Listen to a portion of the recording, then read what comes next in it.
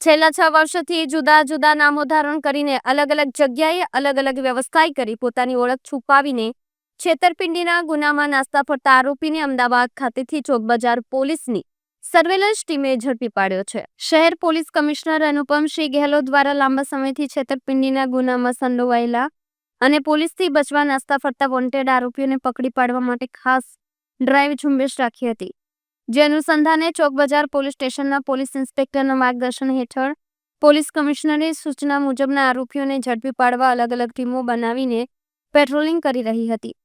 તે સમયે મળેલી બાતમીના આધારે 6 વર્ષ પહેલા ચોકબજાર પોલીસ સ્ટેશનમાં છેતરપિંડીની એક ફરિયાદ નોંધાઈ હતી. જે ગુનામાં આરોપી રિંકુ ઉર્ફે રોનક હસમુખલાલ ખત્રી પોતાની ધરપકડ ટાળવા ગાંધીનગર તથા અમદાવાદ શહેરના અલગ અલગ વિસ્તારોમાં થોડા સમયે પોતાનું રહેણાંક બદલી નાખી દરેક જગ્યાએ રોનક, રાજુ, નિર્મળ, કમલ જેવા અલગ અલગ નામો ધારણ કરીને રિક્ષા ડ્રાઇવિંગ, ડિસ્પોઝલ પ્રોડક્ટ, કાપડ દલાલી જેવી અલગ અલગ વ્યવસાયો કરી છુપાઈ રહેતો હોવાની માહિતી મળી હતી. જે બાતમીના આધારે અમદાવાદના નારોલ ખાતેથી ઝડપી પાડી પ્રશંસનીય કામગીરી કરી હતી.